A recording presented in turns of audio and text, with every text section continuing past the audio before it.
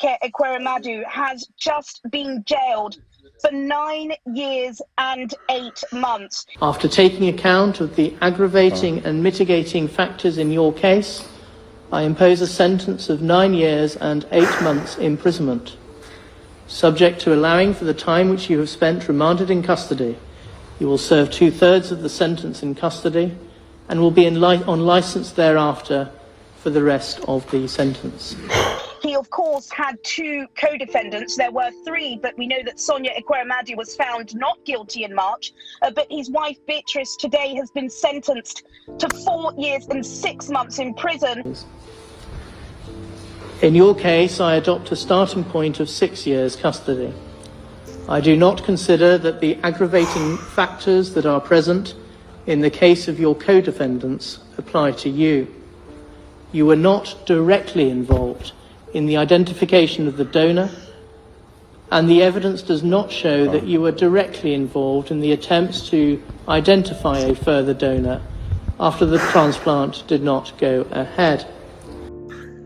Well, really heartbreaking, misfeeling. As much as there are lessons to learn, but the man and the wife, Senator Ike Ekweremadu and his lovely wife, actually wanted to help their daughter. No parent would want to sit back and allow anything bad to happen to their child while they are alive. But of course, several lessons. That's why I said it's mixed feelings. I hope and I wish that these guys, the rest of the politicians, learn. Let's fix our own systems here. Let's get our hospitals equipped. Let's get our environment solid enough that we can actually get some of these things done. And again, it also goes to show that Nigerians should begin to stop this anyhow lifestyle, right? If you get to a system, you should play along according to the rules of engagement there. I'm sure that if this was Nigeria, this matter would have not come up. This matter would have been swept. Maybe there was a big man factor. You can't just imagine for a reason. And so that's why I'm very solemn. I really do wish that this didn't happen. I just wish that the Ekweremadus had a chance to take back the hands of time and then renegotiate all this and do the proper thing. And I hope that the Nigerian political space we are learning. Yeah, I can't even handle this. I can't. I don't know what you think. I want to hear your opinion about this. Yeah, sentence to 9 years, 6 months, 8 months, several. The court procedures. You just watch the video and listen to everything. Let me hear your opinion. What do you think about this? What do you think should have been done? What do you think we can do to correct errors like this in future? Are Nigerian politicians doing enough? Our hospitals, if our hospitals were equipped, would have been this bad? Should Nigerians learn how to play, to be decent in the environment, read the rules of engagement, and not just think that everywhere is Nigeria? Watch the video, share your opinion, and share this video. Let this be a particular message to Nigerian politicians and Nigerians wherever we are, that we should be careful. We should do the right thing at all times. Let's make hay where the sun shines. Right? Quite heartbreaking, but God help us. Share this video, please. Share this video. Ike Ekweremadu has just been jailed for 9 years and 8 months. He, of course, had 2 co-defendants. There were 3, but we know that Sonia Ekweremadu was found not guilty in March. But his wife, Beatrice, today has been sentenced to 4 years and 6 months in prison, while Obina Obeta, described as the middleman, has received a 10-year prison term. Now, as to be expected, the entire court gallery was full. We had media from across the spectrum. In fact, something that was only introduced into the British court this year was the fact that the judge's ruling was filmed live on a very popular channel here, Sky News. So the entirety of this country have been following this case. Of course, we know from following this case extensively last few days, Laddie, where we have had a significant number of letters of clemency. This was spoken of by the defense lawyer, and in fact the judge did actually say one of the reasons why he reduced the sentence for the senator was because of those letters. He received 51 in total, including from the former president Olusegun Obasanjo, describing Ekweremadu as a good man, a decent man, a lawyer of significance, somebody who spent a long time at the top of politics.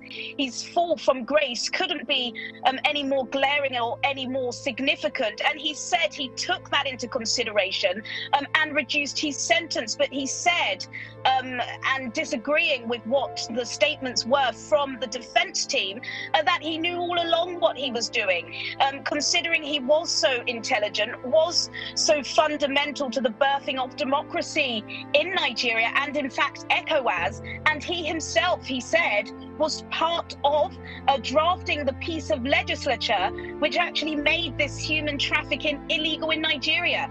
So he said he knew what he was doing, he was culpable, and he had no option but to give him this 9 years and 8 months sentence. And now, as has been described, and as we know, this is not a normal case. In fact, this is a landmark trial in the UK. Nobody in this country has ever been charged and prosecuted and convicted of Section 2 of the Modern Slavery Act of 2015, and that the intent, and let's talk about the intent was, of course, to save the life of their daughter Sonia. Sonia, of course, was in court today. I sat beside her during the proceedings. I saw her and spoke to her briefly after the ruling. She was absolutely devastated. In fact, both the prosecution lawyer, Casey Hugh Davis, as well as the judge, did say everybody, not just parents, but everybody following the case, do have some sympathy for her. And in fact, the defense lawyer, Laddie, did ask the court to perhaps suspend the sentence of her mother, Beatrice, because, of course, this costs, in terms of her kidney dialysis, a significant amount of money. And with both parents being in jail, how would they be able to afford it? The defense lawyer for Beatrice Ekweremadu pleaded for a suspended sentence. That obviously hasn't happened. She's been sentenced to 4 years and 6 months in prison. I'm sure we've got our producers going now through the time they've spent in custody, because of course they've spent a significant amount of time in custody. This is going to be taken into account. So with the 4 years and 6 months, for example, that Beatrice got, and because of the laws in this country, she will spend half of that sentence in prison and the rest on license, where you're tagged and you have a curfew, and of course taken into account the 100 or so days that they've been in court. I've got to tell you, it was very dramatic, very tense at times. Laddie, as you know, Channels Television in London have been covering the entirety of the case, including when it first came into the public domain in the summer of last year. I've got to tell you, looking at the senator today, he did look like a broken man. He's clearly lost a significant amount of weight. He is not sleeping. There was a large cohort of a delegation of senators and House of Representatives that have flown in. I did speak to a few of them on record, and I can tell you for a fact that the senator is suffering from significant mental health issues. I won't go into the details of it, but they are very afraid of him trying to take his own life. That is how serious this is. I did speak to the Sunrise team this morning. I was asked whether or not the letters and the pleading of clemency would be taken into account. I wasn't sure of that, but it did make a difference. The judge said in his summary that he read each and every individual of those 51 letters, and he did say about all 3 of the defendants that they were of good character, and that this is an isolated case and it is landmark in its fruition. So yes, just to re-emphasize the breaking news that's just happened just less than 30 minutes ago. The former Deputy Senate President, just a couple of years ago, one of the most powerful men, not just in Nigeria but across Africa, Ike Ekweremadu, has been jailed today at the Old Bailey for 9 years and 8 months. His wife Beatrice has been sentenced to 4 years and 6 months in prison, while Dr. Obinna Obeta, the middleman in this case, has been sentenced to 10 years. Juliana, thank you very much for your reporting and for your continuous coverage of this story. It's breaking news out of London, and we'll keep tabs on it. But before you go, perhaps I can just ask you about, are there any options of appeal available to the senator and his wife? I absolutely believe so, Laddie, and I think just for the fact that this is a landmark case in the United Kingdom, I think anybody that's been following news about the issues the Home Secretary and the Prime Minister have been having about cross-channel trafficking and the issue that they have of human traffickers getting people into this country, that's a huge issue. In fact, if we go and listen, or if I reflect back to some of the details that the defense lawyer of Beatrice was saying, he was using cases as examples of individuals, human traffickers, who fall under the Modern Slavery Act of raping women, bringing women into this country where they are subject to horrendous conditions, years of solitude, financial deprivation. This is not the case in this trial. This is a case of a victim of circumstance. Certainly, a crime has been committed here, but does the senator and does this conspiracy warrant over 10 years in prison, or up to 10 years in prison? Another significant factor, which I should mention, is the victim who, just to be clear and just to make it clear for our channel, still cannot be named for legal reasons. There is a reporting restriction on this individual's name. He was shown to be a liar. He lied on several occasions. We were shown 2 pieces of crucial evidence where he handed himself into police on the 5th of May. So in fact, as time would have it, exactly a year ago today, this victim handed himself into police. He lied to police saying that he was 15 years old, that he had no family, that his parents died when he was very young. We know that's not the case anymore. He also lied on a second occasion to police. We saw that video evidence. Is this individual somebody of good character? Well, that's something for the defense lawyers to try and appeal in court. Certainly, there will be an appeal. There is outrage, not just from the delegation that flew in, but from those who believe that the intent was never evil and the fact that the act wasn't taken out. So yes, this is it's a case that has stirred plenty of emotion, not least from those in the public gallery, but also the defense lawyers and including the judge, who, like I said in his ruling, did say that the senator is a man of good character. Just very briefly as well, Laddie, just to mention in terms of appeal, can the senator afford to appeal this case?